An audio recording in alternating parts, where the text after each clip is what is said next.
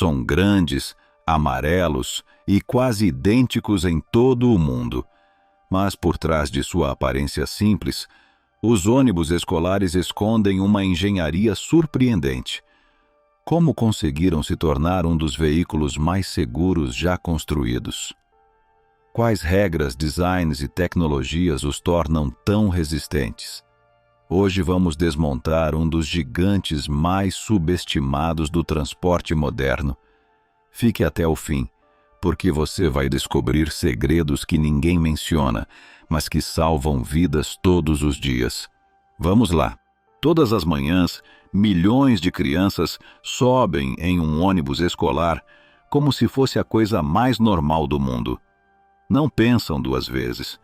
Os pais se despedem com confiança, os professores os esperam com tranquilidade, e esses veículos amarelos simplesmente rodam por nossas ruas como parte da paisagem diária. Mas o que poucos sabem é que esses ônibus não são apenas seguros, são os mais seguros de todos os veículos em circulação. Acredite, levar uma criança em um ônibus escolar é 70 vezes mais seguro do que levá-la de carro. E isso não é sorte nem mágica, é pura engenharia. No entanto, há algo intrigante. Ao contrário dos carros, esses ônibus não têm airbags, nem mesmo cintos de segurança na maioria dos assentos. E ainda assim, são projetados para suportar colisões que destruiriam veículos menores. Como conseguem isso? O que eles têm de especial? Para entender, é preciso olhar para trás, para o início da história. No começo do século XX, transportar alunos era uma questão de praticidade, não de proteção. Se o veículo conseguia levar crianças, já era suficiente. Tudo começou com rudimentares carroças puxadas por cavalos, conhecidas como kid hacks, que não passavam de vagões de madeira com bancos improvisados. Mais tarde, esses deram lugar a ônibus motorizados, que basicamente eram caminhões adaptados com cabines de madeira aparafusadas ao chassi. O resultado? Verdadeiras armadilhas móveis. Eram altos, estreitos e instáveis, como torres bambas. Uma curva brusca bastava para virá-los como caixas empilhadas. E se chegassem a colidir, não havia proteção estrutural, apenas madeira que se estilhaçava e metal fino que se dobrava como papel. E não era só isso. Os tanques de combustível ficavam expostos, o que fazia com que uma faísca acidental pudesse transformar um acidente pequeno em uma bola de fogo. Por que eram feitos assim? Simples. Não havia normas. Cada fabricante improvisava com o que tinha. Materiais, freios, segurança, tudo era um caos. Assim, a segurança de uma criança dependia do seu CEP e de quanto dinheiro o distrito escolar possuía. Mas nos anos 20, as coisas começaram a mudar. Pela primeira vez, foram estabelecidas normas nacionais de segurança.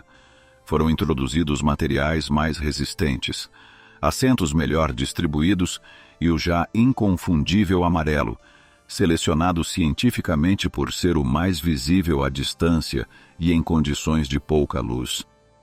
Finalmente, proteger os estudantes passou a ser um objetivo real. Claro que pintar os veículos de amarelo e trocar alguns painéis não era suficiente. Ainda havia um longo caminho a percorrer. Então, o que os engenheiros fizeram para transformar esses perigos ambulantes em fortalezas sobre rodas? Tudo começou com o esqueleto do ônibus. Os modelos antigos usavam madeira fina ou metal frágil como estrutura, o que oferecia pouca ou nenhuma proteção em uma colisão. A solução foi reforçar tudo com uma armação interna de aço. Em vez de depender do exterior, construiu-se uma gaiola interna que atuava como uma coluna vertebral. Esse design inteligente permite que, em caso de impacto, as forças se distribuam de forma uniforme por toda a estrutura. Assim, evita-se que a energia se concentre em um ponto fraco. O resultado? Se o ônibus tombar, o teto não desaba como uma lata de refrigerante. A estrutura se mantém firme. Mas não se tratava apenas de resistir a capotamentos. Também era preciso evitá-los. Os primeiros ônibus eram estreitos, altos e com centros de gravidade que os tornavam instáveis por natureza. Os engenheiros redesenharam tudo, alargaram a base, baixaram o centro de gravidade e ajustaram a suspensão. Aqueles veículos trêmulos deram lugar a outros muito mais sólidos e equilibrados, mas isso resolvia apenas parte do problema. Também era necessário pensar no que acontecia dentro do ônibus em caso de acidente. E aqui surge uma das dúvidas mais frequentes. Se os ônibus escolares são tão seguros, por que não têm cintos de segurança? A resposta está em um conceito chamado compartimentalização. Em vez de confiar em cintos que podem ser mal usados ou ignorados, o interior foi redesenhado como um sistema completo de proteção passiva. Os assentos são altos, acolchoados e colocados a curta distância uns dos outros, criando pequenos compartimentos individuais. Em uma colisão, o corpo do estudante não é lançado para frente, mas sim impacta contra uma barreira acolchoada que absorve a energia. Ao contrário dos cintos, que dependem do comportamento do passageiro, a compartimentalização está sempre ali, funcionando de forma automática. E por que isso é eficaz? Tudo se resume à física: impulso, força e tempo. Em um carro, o impacto é brusco. O veículo para de repente e os ocupantes continuam avançando em alta velocidade. Daí a necessidade do cinto. Mas um ônibus pesa até 15 vezes mais que um carro. Essa massa extra reduz a velocidade do impacto e distribui a força mais lentamente, diminuindo o dano aos passageiros. Essa é a razão pela qual os ônibus escolares não precisam de cintos na maioria dos casos. Seu design atua como uma grande bolha de proteção. Mas os engenheiros não pararam aí. Também precisavam pensar em como evacuar rapidamente um ônibus se algo desse errado. Os primeiros modelos tinham apenas uma porta traseira. Se ela ficasse bloqueada, as crianças ficavam presas sem saída. Hoje em dia, os ônibus escolares modernos têm múltiplas vias de escape. Portas laterais de emergência, escotilhas no teto e janelas que podem ser empurradas para fora. Se o ônibus tombar ou pegar fogo, os estudantes têm mais de uma opção para sair. Apesar de tudo isso, acidentes fatais envolvendo ônibus escolares ainda acontecem, e nem sempre dentro do veículo. Mas falaremos disso mais adiante. Enquanto isso, para evitar erros humanos, os ônibus modernos incorporam sistemas automáticos de segurança. Um deles é o bloqueio do motor. Se alguma das saídas de emergência não estiver bem fechada, o ônibus simplesmente não liga. Isso garante que todas as portas estejam no lugar antes de seguir viagem. Outro ponto crítico foi a visibilidade do motorista. Os primeiros ônibus tinham pontos cegos muito marcados, especialmente na parte dianteira, onde as crianças menores estão mais expostas. A solução foi instalar espelhos de visão cruzada, que ampliam consideravelmente o campo de visão, especialmente nas áreas de embarque e desembarque. Mas é claro, alguns espelhos extras podem garantir a segurança completa? Nem sempre. Nos tempos recentes, alguns ônibus escolares passaram a incorporar sistemas de câmeras de 360 nits, capazes de monitorar em tempo real tudo o que acontece ao redor do veículo. Essa inovação não é apenas tecnologia para mostrar. É vital em áreas escolares movimentadas, onde crianças correm, brincam ou atravessam de forma imprevisível. Mas por mais que a segurança avance, ainda existe um inimigo imprevisível, o comportamento dos outros motoristas. E é que um dos momentos mais críticos para um estudante não ocorre enquanto está dentro do ônibus, mas sim ao descer dele. Durante décadas, muitas tragédias aconteceram quando carros passavam em alta velocidade e atropelavam crianças atravessando a rua. No começo, Os ônibus não tinham nenhum sistema de controle do tráfego. Dependiam da boa vontade dos motoristas em parar.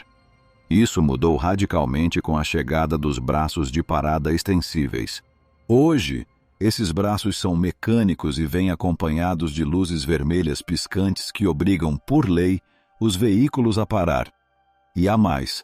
Muitos ônibus incorporam barreiras frontais que obrigam as crianças a atravessar a uma distância segura, onde o motorista sempre possa vê-las. Mas não são apenas as ruas que trazem perigos. As passagens de trem também já foram palco de tragédias. Você já notou como cada ônibus escolar abre a porta e espera alguns segundos antes de atravessar os trilhos? Não é capricho.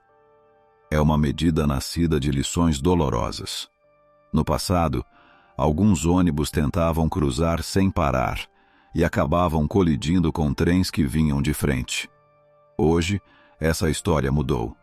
Cada ônibus deve parar completamente, abrir sua porta e ouvir se um trem se aproxima antes de cruzar.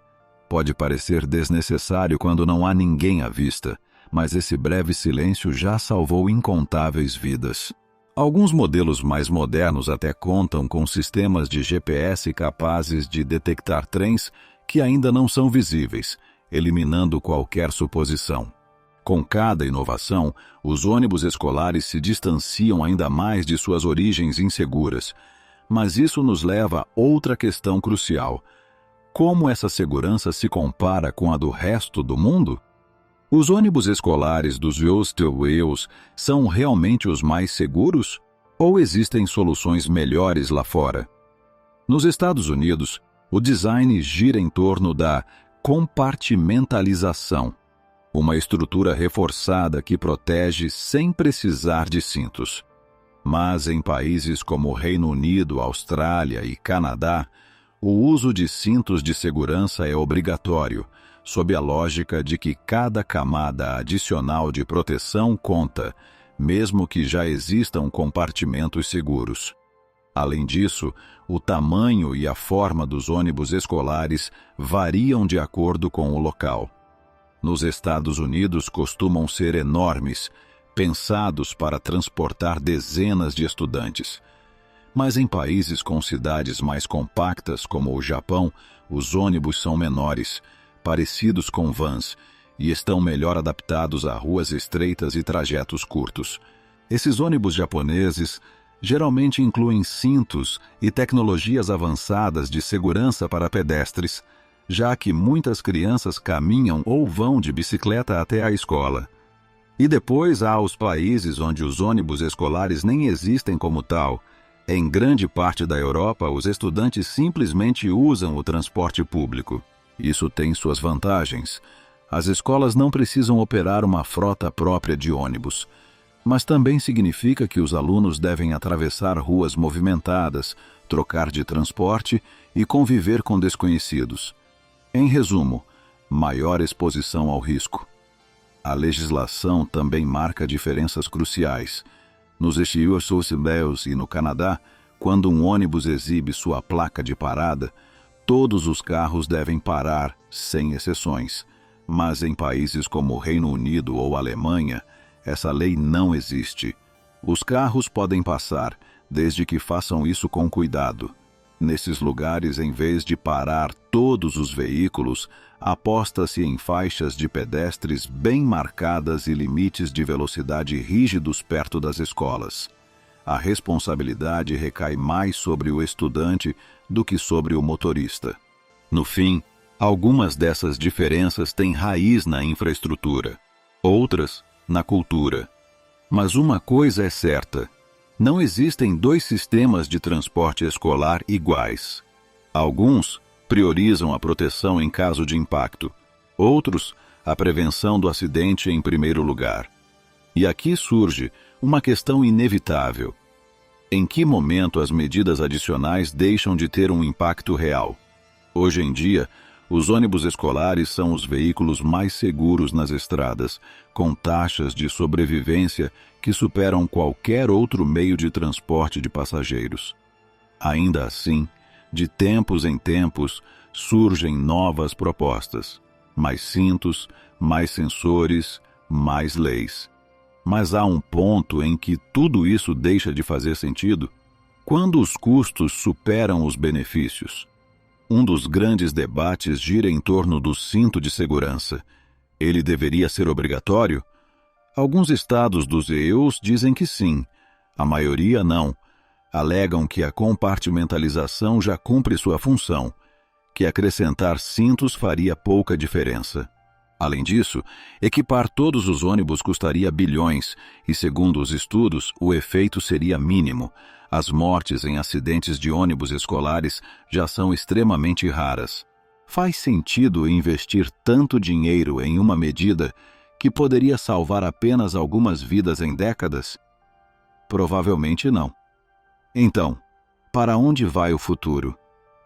A automação é uma das respostas.